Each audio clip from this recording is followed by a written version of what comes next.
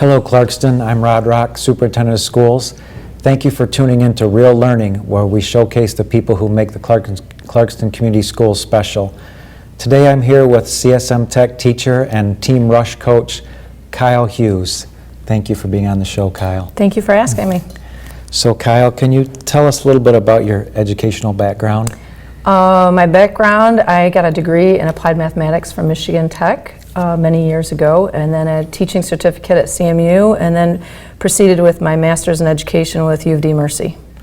And I know that Team Rush and CSM Tech in particular has a long history and was not originally part of the Clarkston Community Schools. Can you tell us a little bit about how CSM Tech came into being? Sure. 22 years ago, the superintendents of the 7 northern districts all joined together to create a pilot program on how to do best practices in math and science. And over the years, some districts would pull away, and eventually Oakland Schools was our fiscal agent, and they said at this point it's no longer funded appropriately, and Clarkston Schools said we'll take it. So instead of the program dying, we were very excited to move to Clarkston, and we've been here, I think, now 10 years. That's wonderful. I'm so glad for the foresight of Dr. Roberts to bring that over, and what a difference it's made for kids. So Kyle, knowing you and watching Team Rush, I know that there are multiple layers and roles and responsibilities, and somehow you sort all of that out so that I think you have maybe 50 members of your team, something like that? Yeah, we've got 36 kids on the team, students, 9th through 12th graders that learn and engage in anywhere from the business aspects of the team as well as their community outreach to electrical programming, mechanics. The things that they're able to learn and do are just amazing, and it's exciting to see them so excited about those many different layers and levels of the team. And they also get engaged in internship opportunities out in the community. Is that part of CSM Tech, or? Oh yes, it's both part of CSM Tech and part of Team Rush. We have an internship program through CSM Tech that our students are able to do. And the other exciting part about Team Rush is that our sponsors will offer internships. So students who get an opportunity to actually go into the field of engineering and work with, for instance, Borg Warner is a huge sponsor of ours that has helped with interns almost every year since they started with us. And I know your mentors, some of them were students of yours and have come back and have been with the program for many, many years. I know how important they are. They know the whole life of the program. Right now, our mentors, 89% of them are alumni or parents of alumni. We have students who their parents worked with us back when they were on the team, and the student has gone off to college, and the mentors are still there. And so it's exciting to see. One of our mentors has been with us for 19 years, and he's still our machinist, and he's in the back, and he works with kids and helps them learn how to use the lathe and the machines. It's just wonderful. So when I drive up here on weekends, I usually see you and Team Rush members and parents and mentors out back working almost every single weekend throughout the year. I know you work with other teams in the state. What does a season look like for you? Well, we have 3 seasons. We have a preseason, which really starts in about 2 weeks, and the preseason we are starting to build team. We're doing all our fundraising.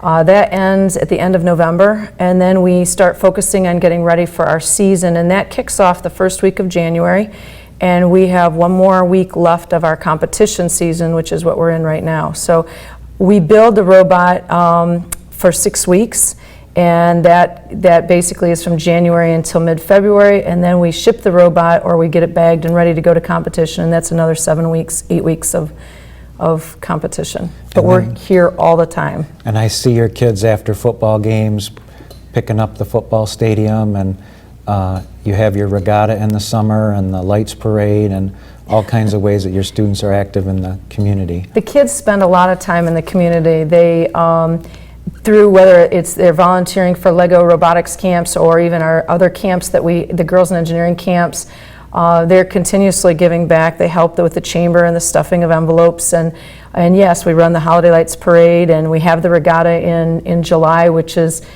fun. The students are expected to get sponsors for their cardboard and duct tape boat, and then bring their sponsors down to the beach so that they can see the students climb into these boats and float across Deer Lake.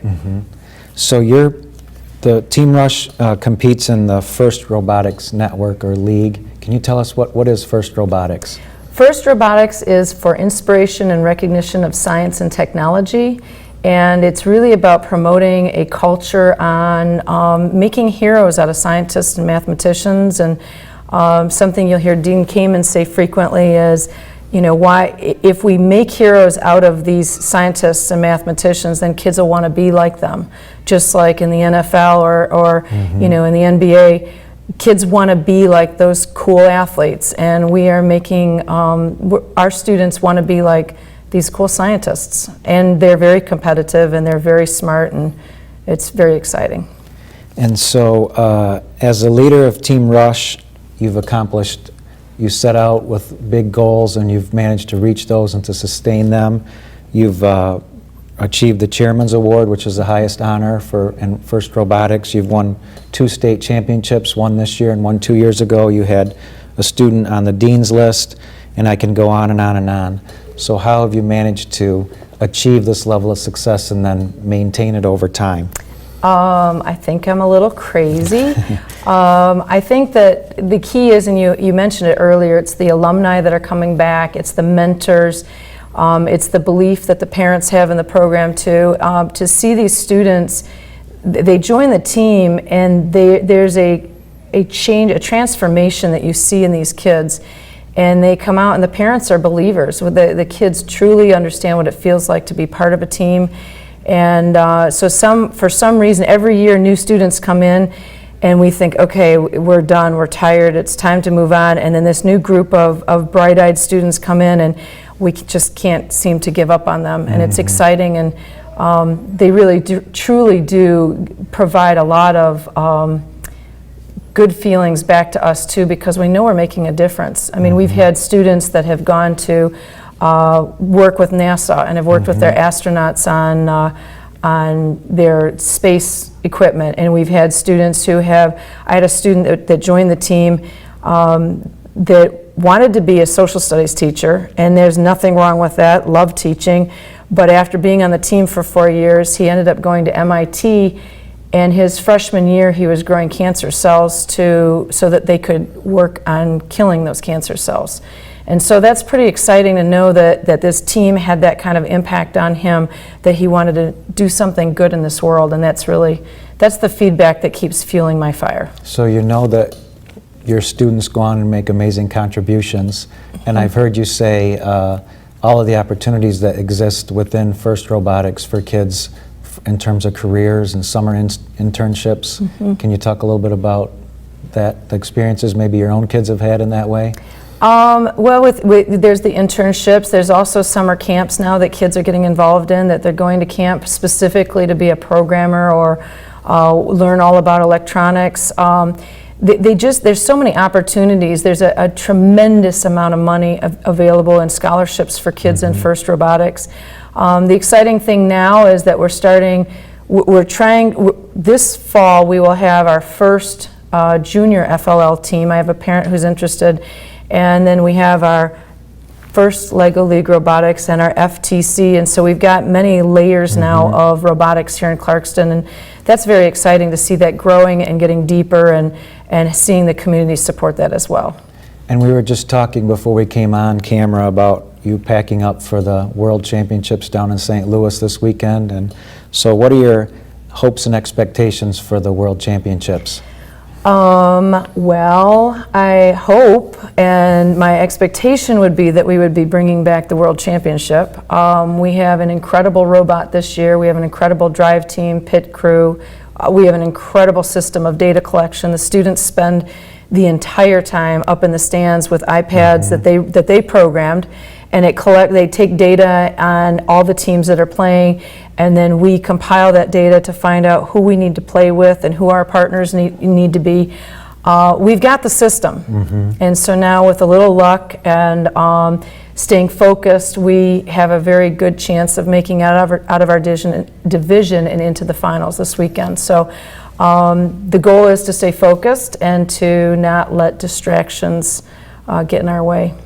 So if there's one thing you could change about education, what would it be and why? I think that there's two things, but I think one might change the other.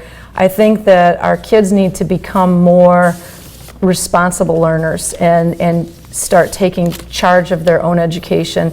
But I think part of that is a drive. They have to have something that excites them about that. And so the other thing I would say is if there's some way to package, FIRST robotics or this, it doesn't have to be FIRST. It could be electric vehicles. It could be anything. But package what they're excited about and be able to somehow implement that into curriculum so that they don't, I don't think they realize how much they're learning after school every day, but they are. And so that's very exciting because that's stuff that I can't teach in the classroom. So is there anything else that you'd like to share with our community? I just want to thank everybody for all of the incredible support. It's wonderful to me to walk downtown and have someone say, Team Rush, you guys do a great job on the parade, or your kids are always, an excellent community member because they are always giving back. And I thank the community for all the support. Hopefully, if we win the World Championships, we'll have another parade at 6 a.m. at Depot Park. That's right. Well, thank you very much, Kyle, for being here, and we wish you the very best in the tournament this weekend. I remember my first few weeks here in Clarkston, I was talking to some people and they said, you need to meet Kyle Hughes. So I went down to the basement part of the high school and I met Kyle, and we probably stood there and talked for an hour or so, and you shared your passion, and I know it gave me chills, and it still does, to know how much you care and how hard you work and how much you believe. Thank you. And I just feel so fortunate to have people like you in our community who really truly believe in kids, and I know you'd do anything for them, and what a difference you make. So thank you very much. Thank you. I'm very humbled. Thank you for tuning into the show. See you soon.